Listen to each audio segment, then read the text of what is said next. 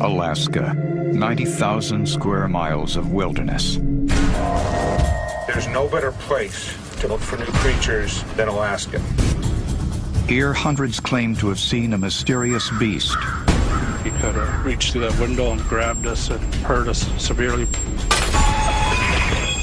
And thousands more have seen mysterious objects in the sky. I was actually terrified. I started looking around, praying that somebody else was standing there. For the first time, strange encounters are analyzed by a top expert using cutting-edge lie detection science. There's a lot of elements that go into telling whether someone's actually lying or not. Are these accounts true? Do you believe in monsters and mysteries?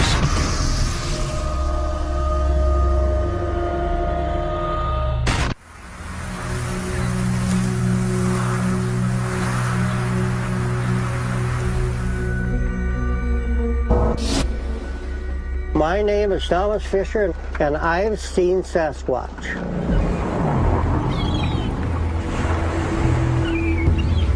I live in Ketchikan, Alaska, and I fish salmon for a living. I could actually paint my windows black and run on the radar. That's how well I know this country. From his boat, Thomas Fisher has a front row seat to the edge of wild Alaska. There's places here where man has never been. It's just immense. I don't know, I think there's probably lots of things out there in the brush we don't know about.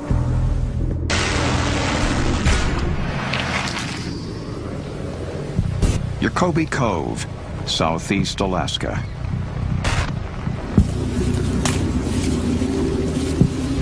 Thomas Fisher anchors his boat. He is done for the day.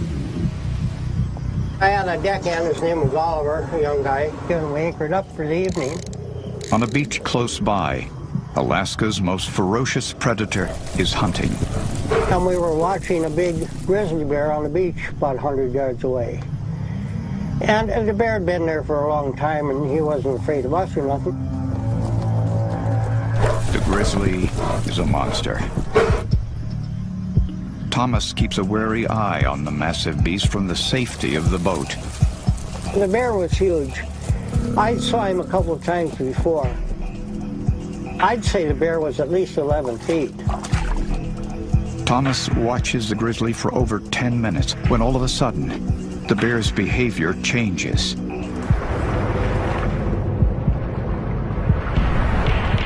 The bear freezes, seeming to sense danger. And then, one of the world's most feared predators does something rarely seen.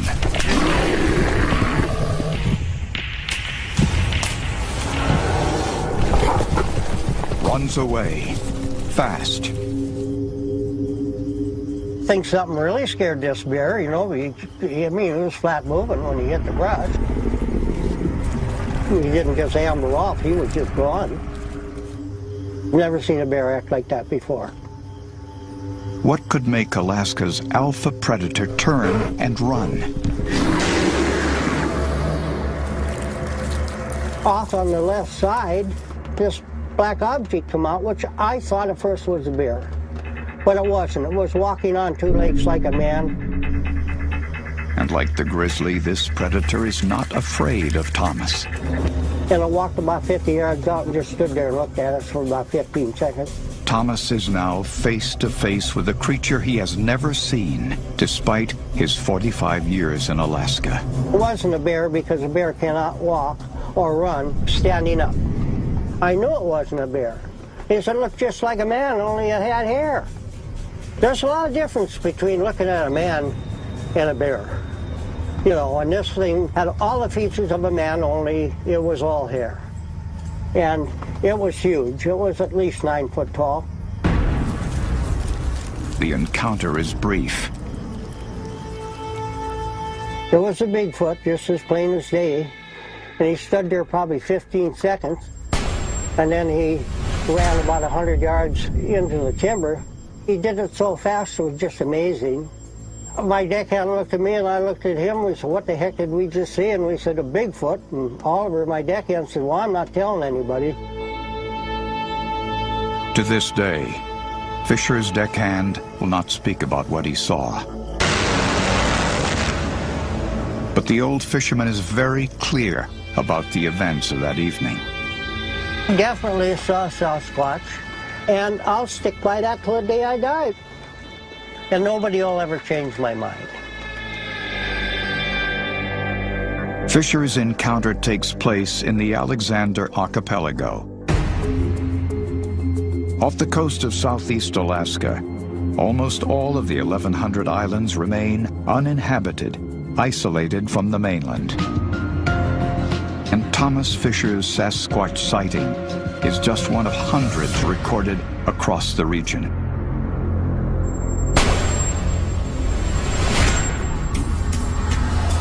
I've spoken with well over 100 people in this part of southeast Alaska, alleged seeing a large man-like hair-covered creature. A faculty member of the University of Alaska, Dr. Robert Alley has been documenting and writing about eyewitness accounts of Sasquatch for over a decade. So what most people are describing is a very fleeting encounter with something that's very clearly not a bear. Today, he is traveling to Prince of Wales Island to evaluate physical evidence that the beast exists.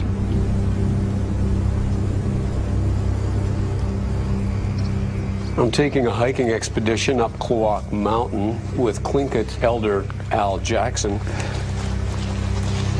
Al Jackson has lived on Prince of Wales Island his entire life. For as long as he can remember, there have been accounts of massive creatures living here. Friends of mine told me when they're hunting, he was about 15 years old and he hunted with an elder. And the old man told him, if you're ever hunting up on Kloak Mountain, you have to watch out for those big black gorillas that live up there. He told them that he said they mark their territories by driving these blown down trees into the ground, upside down. In a clearing, two cedars weighing nearly 1,000 pounds stand inverted. Each cedar is driven 7 to 8 feet into the ground with roots facing skyward. The valley that we're looking at was logged in the early 90s. The trees were reported inverted back in the 1940s. Alley looks for evidence of heavy logging machinery. The 11-foot cedar has nothing other than very minimal marks on it. Even a grapple would have left some serious marks in order to place it in a completely vertical position. There's no evidence the trees are a hoax. The local legend is clear what they believe is responsible.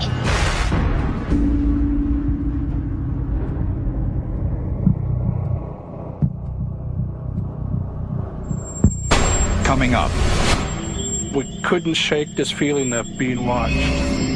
an island hunter believes he's being hunted. And a top lie detection expert determines whether Thomas Fisher is telling the truth.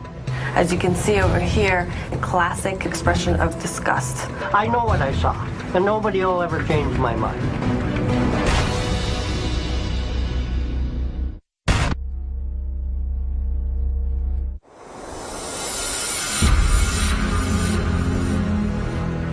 Alaska, the land of the great unknown.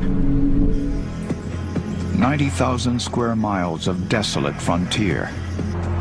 Over 500 known species of animals live here.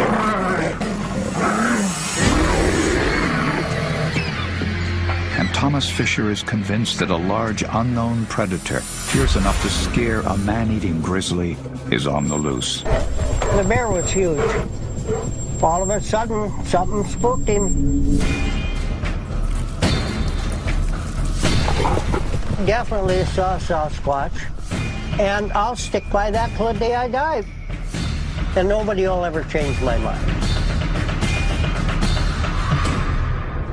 Fisher is one of hundreds of Alaskans who has reported an encounter with a Sasquatch. These people all generally have one thing in common. They spend a lot of time in the wilderness for a living. Woody Anderson is a native Alaskan. By tradition, he feeds his family by hunting and fishing. We've all been hunters all our lives. I started hunting when I was 5 years old. When he's not in the woods, Woody carves sacred masks for tribal ceremonies and for tourists.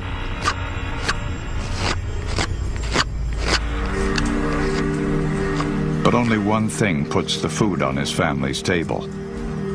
I don't make a lot of money with my carving and stuff, so every day we eat salmon or deer meat.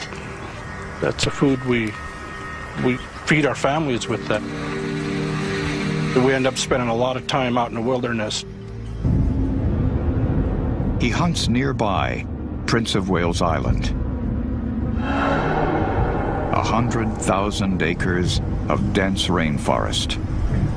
The island of Prince of Wales is important to me because I've been hunting there all my life with my family, so I know the country.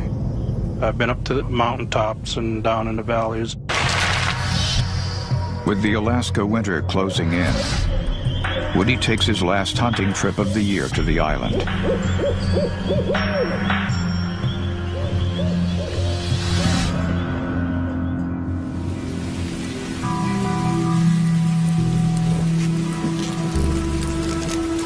I took my sister hunting over on Prince of Wales. We're over there for a week. It was raining and blowing one evening. We're going to camp up on this mountain ridge, but the weather was just too nasty. We couldn't even get a fire going. So we drove down to Eagle's Nest. It was already closed for the winter. There was no one there. We pulled into this campsite. We drove in by the bridge, parked there, and tilted the seats back and tried to sleep the best we could. Woody settles for the night, but senses that something isn't right. We couldn't shake this feeling of being watched. The rain stops. Woody's sixth sense as a hunter is alert. Just really quiet, too quiet. No animal life, no bird activity.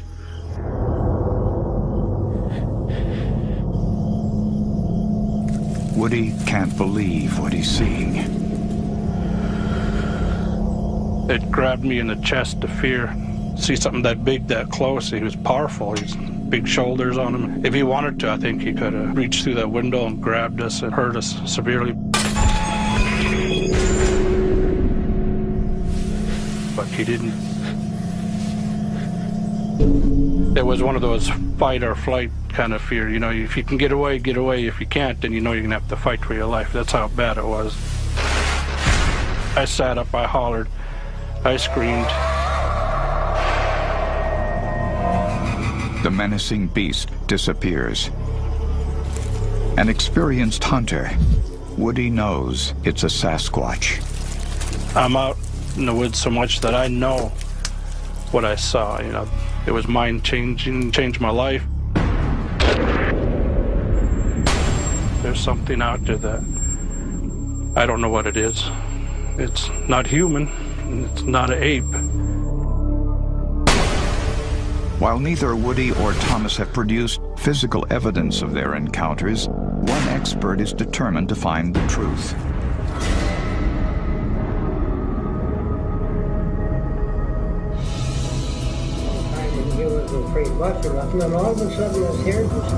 Maggie Pazian is a leading lie detection expert in micro-expression analysis. U.S. Homeland Security is one of her top clients. A hidden frown, a raised upper lip. While seemingly insignificant, is the difference between someone lying and telling the truth.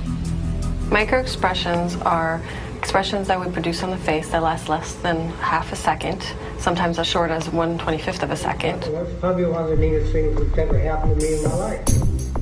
Most people don't see them because they're not looking for them. And just stood there and looked at us. There was no bear. There was a Bigfoot, just as plain as day. Every face conveys micro-expressions, which makes a lie difficult to hide. A lot of times we can subdue them, we can minimize them, but they still come through. Here is the first time where Thomas Fisher actually gives us a micro-expression of emotion. As you can see over here, his whole face scrunches. Here, let me rewind it a little bit. Here you can see how he looks in his neutral element. And then we can see how around the nose bridge, all the skin is pulled up and we see wrinkles along the nose, the upper lip is raised, and a classic expression of disgust. This indicates Thomas's disdain for people who do not believe his story. That's a very salient clue that, he has real emotion about this story. Thomas Fisher believes that he saw Sasquatch.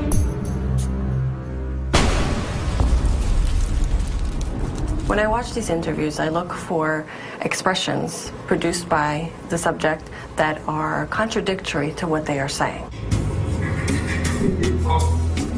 For Woody, the test of truth will be determining if he was afraid of his brush with Sasquatch, an emotion nearly impossible to fake. You can see the eyebrows being raised, they're pulled together, there's tension in between the brow, and stretching of the lower lip, which is a classic sign of fear. These subjects saw something. They truly believe what they told us they experienced. Next, monster hunters chum for an Alaskan beast that rivals Loch Ness. It's putting a tug on it. Putting a tug on it! And mysterious sightings in the northern skies. Military radar advises they are picking up an intermittent primary target behind you. In trail, I figure.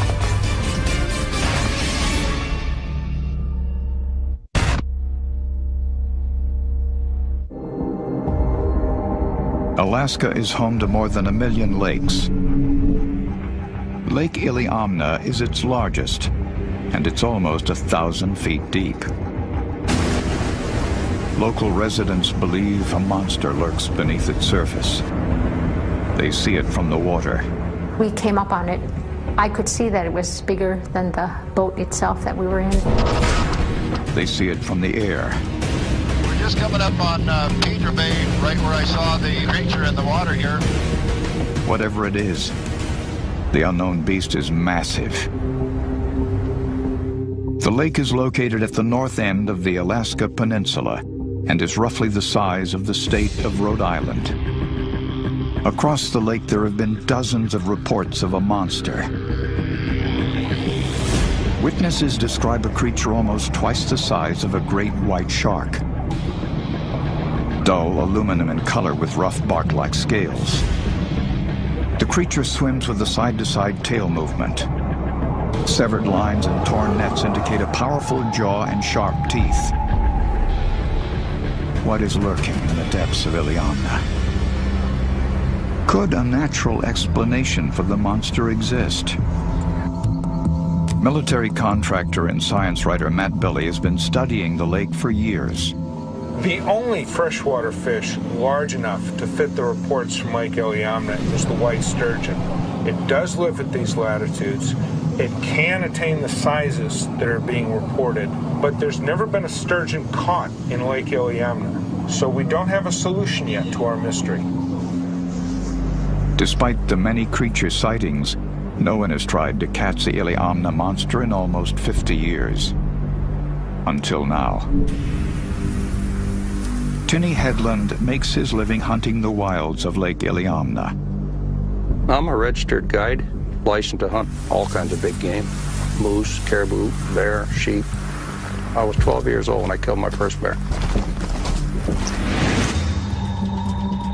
Now Tinny is on a mission to catch an even bigger beast. I was raised on this lake. I've been hearing stories since far back as I could remember. And there's something here. It's a given. I mean, but what, we don't know. Somebody's going to catch it. I want to be the one. Today, Tinny is teaming up with local guide John Beckler in an attempt to catch the lake monster. The first order of business, get the bait ready. Chumming is standard fare for attracting known monsters of the deep, like sharks. To be successful, the nastier the better. We got quite a bit of blood and juice. I don't think there's a place on this lake they haven't seen something. Where we're going is, a lot of sightings up in there.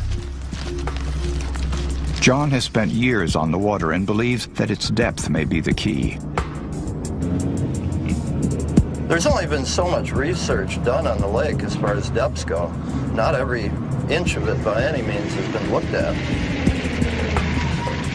I do believe in the Iliamna Lake monster. Monster's a funny term. Is it something prehistoric or something that's still, still a living species? Who knows? The Lake Iliamna region is completely isolated from the outside world. The largest boat available is a 26-foot, 400-horsepower Benz. While the boat is small, if they hook the big one, they plan to tow it back to shore without landing it.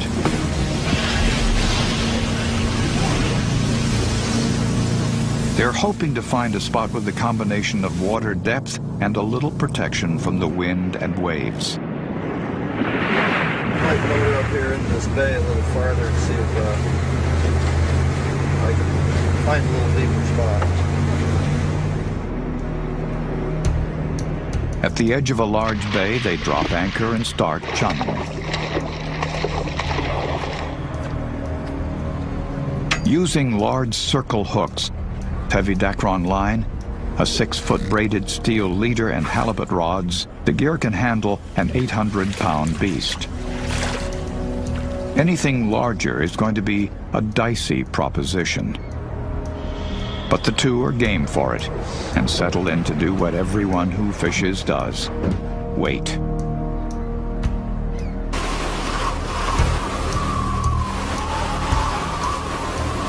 John, I got something.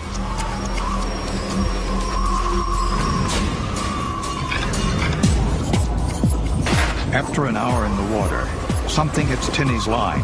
It's putting a tug on it. Putting a tug on it!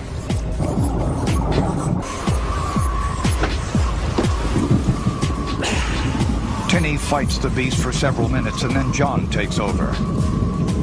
Ay, ay, ay. Something's moving. What we got? The pole is back in Tinny's hands as the beast heads for the stern. We're coming up with it, whatever it is. It's heading that way now. Dad, come, that thing's heavy. Yeah. And then as fast as it hits, it's gone. Hey, it got lighter. This thing, did it? You got hooked into... Oh! And I got tangled up in our other line. We lost it then. That is the biggest thing I've ever had on a pole. Oh my God. Oh, man, that thing was heavy. That was heavy. I've reeled up some 200-pound halibut before. I was gonna say, I just come from halibut fishing, and I never had anything that heavy. No. It was trying to take the rod away from me. The two work fast to get bait back in the water. Behind it too. But the skies are now darkening. It's getting ugly.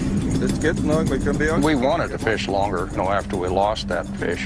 But the weather on the lake, it can get so bad that you can't travel in a boat the size we were in. And it was coming. The lake is a man-eater. Tinny and John aren't taking any chances. On the average, probably 2 people a year die out on this water from, staying too late and boats capsizing. It's not a forgiving lake. You've got to respect it. It's a big water. Although this may be the one that got away, the two aren't giving up. We're saving up chum right as we speak to go back and do it again. Chum it up good and give it another try.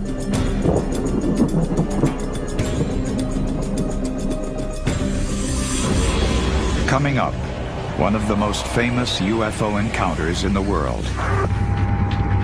Quite a big. If the pilot said it was a UFO, who are we to say it's not? This thing's very quite a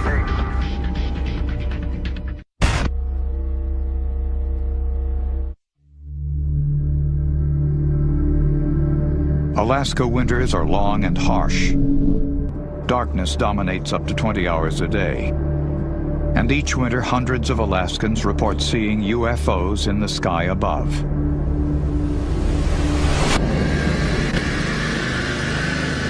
In the U.S., Alaska is one of the UFO hotspots. Brent Mitchell is Alaska's top UFO detective. A full-time investigator, his clients include satellite manufacturer Bigelow Aerospace. For the first time, a major corporation is sponsoring UFO research throughout the United States. UFO sightings seem to occur in a very high percentage and in very large numbers compared to the rest of the United States. Brent lives outside of Fairbanks, where he catalogs hundreds of sightings every year. People who live here are instinctively looking at the stars because it's absolutely gorgeous. You have the aurora, you have meteor showers, so people are used to looking up. The most spectacular natural sight in the Alaska sky is the aurora borealis. The shimmering sheet occurs when hot ionized gases from space collide with Earth's magnetic field. Are the number of UFO sightings being driven skyward by nature's own alien lights? On occasion, the aurora sometimes brings out sighting reports from people who are not used to what they see.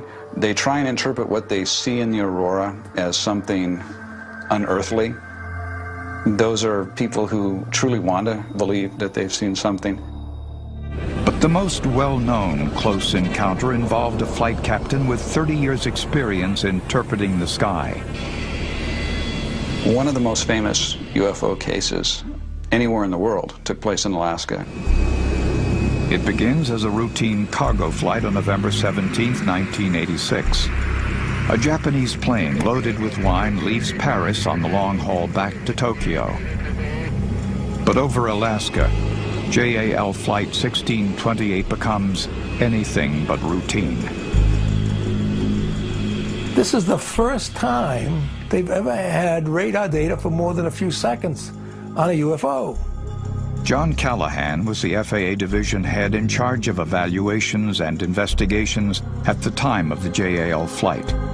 You have an airplane or a structure or a craft that's sitting outside that 747's window, and it never entered my mind that it might really be a UFO until I saw the radar.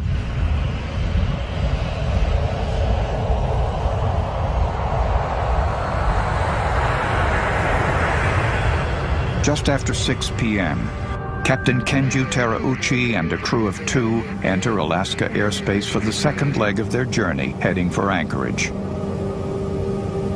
At the helm, Captain Terauchi has nearly 30 years in the cockpit.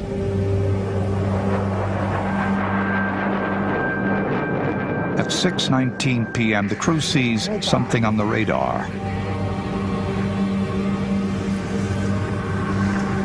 Unable to see another plane outside the window, they ask the control tower to identify it. Anchorage Center, Japan Air 1628. Do you have any traffic? 11 o'clock above? Japan 1628 heavy, negative.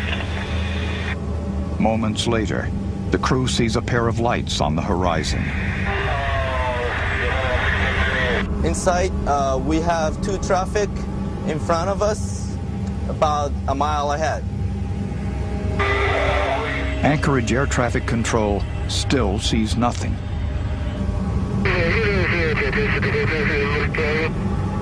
Over the next 30 minutes of that flight, a variety of incidents and things occurred that made this flight the mystery flight of UFOs.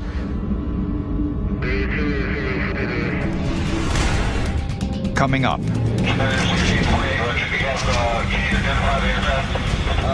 We're not sure. but we have the traffic in sight now. It's a huge ship out here. It's no longer an airplane. It's some kind of a huge thing out here that's 4 times as big as an aircraft carrier.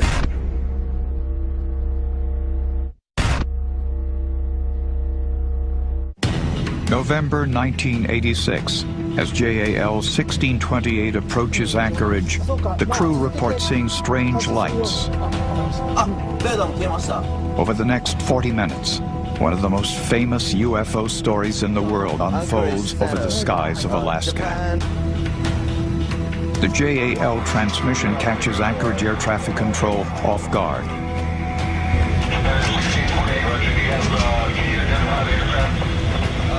We're not sure, but we have the traffic in sight now.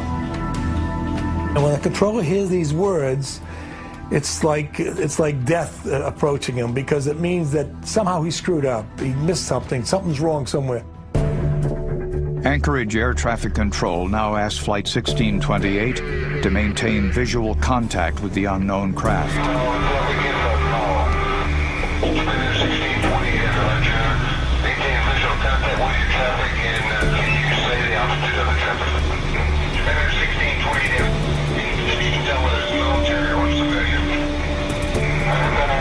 We cannot identify the type, but we can see the strobo lights.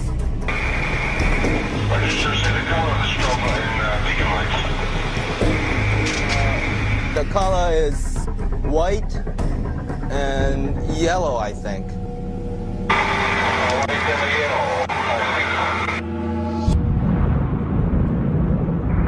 Quite a big. I think very quite a big. The captain is now seeing a massive, unidentified flying object.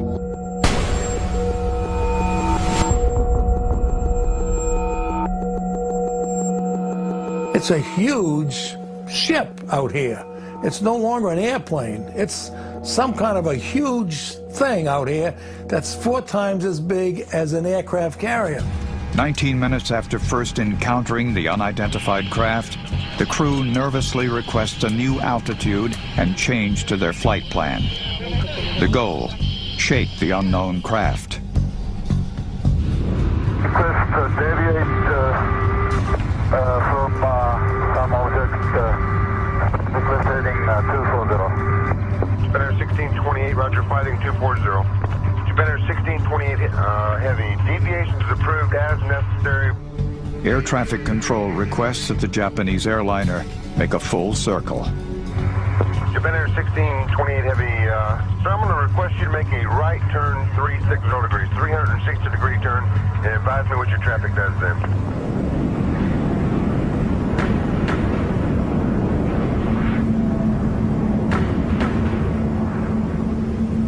Japan 1628, heavy. Sir, does your traffic appear to be staying with you?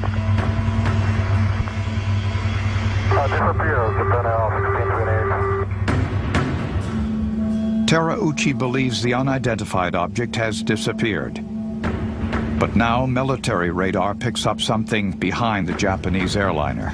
1628 heavy, military radar advises they are picking up intermittent primary target behind you, in trail, I say again.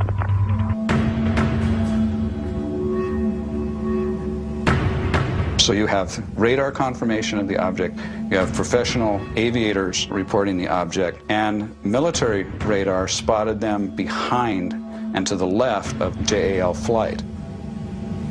Air traffic control requests another jet close by, United Flight 69, to fly within sight of JAL and report any traffic.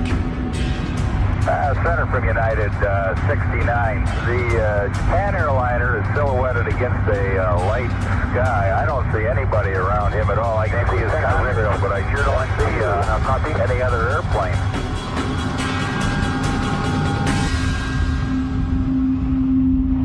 But United Flight 69 is too late. The craft has vanished. JAL 1628 continues on to its scheduled stop in Anchorage. Safe on the ground, Captain Terauchi's story makes it to the press.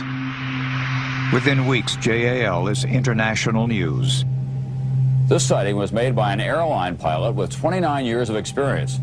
The Federal Aviation Administration in this country began an investigation, and it ended today. The FAA report concludes that the pilot story cannot be confirmed. They determine that the second radar image is actually an echo of the cargo plane. But former FAA Department head John Callahan believes the official reports are wrong. Callahan's division investigated the radar and cockpit recording from the JAL flight. Well, a blind man could see that there was another aircraft or craft of some type there because it shows up on radar. It had to be some type of a craft. Callahan asserts the pilot's eyewitness account is independently confirmed by radar. Everybody had that target on the radar somewhere along the line. If the pilot said it was a UFO, who are we to say it's not? To this day, the flight captain maintains that he saw a UFO in the skies of Alaska. Coming up, a UFO encounter over Fairbanks. I looked up at it, and I was just standing there, and I was actually terrified. And a leading lie detection expert goes looking for the truth. The key elements in the face that we see are the eyes.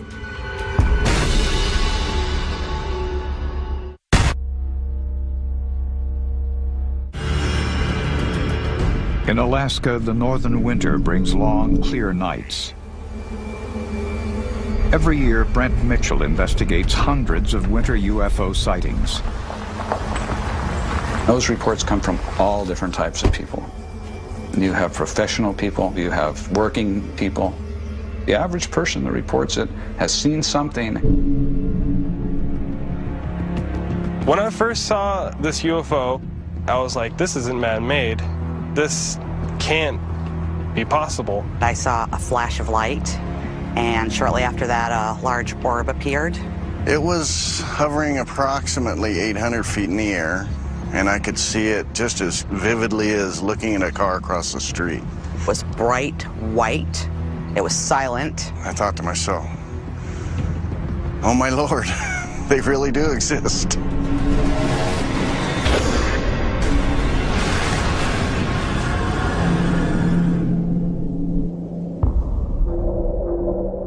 My name is William Smith, and I seen something I can't explain. I don't know what it was.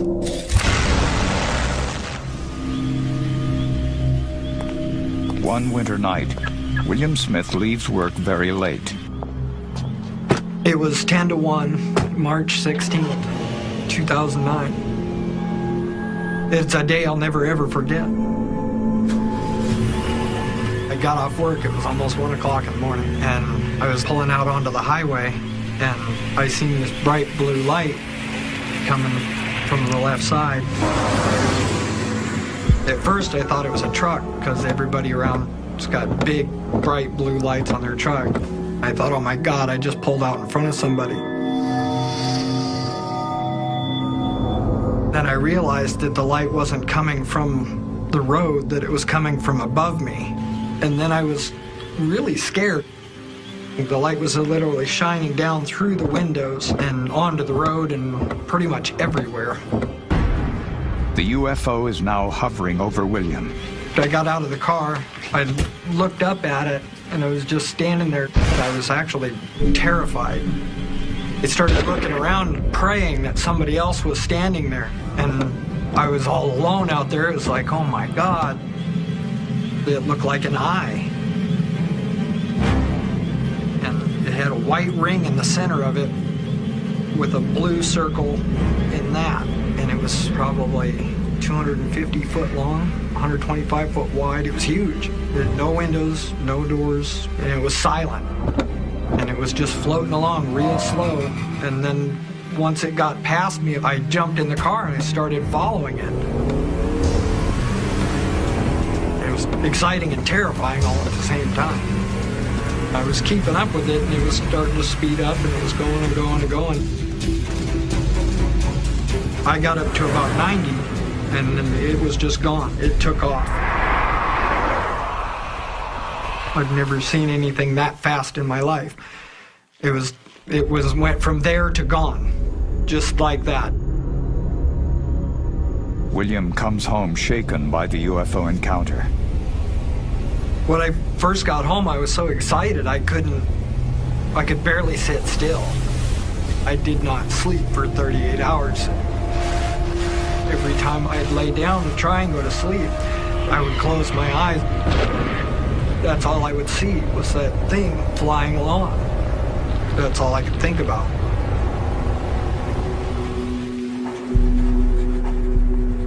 I know I will never ever forget what I seen that night. I will never forget it.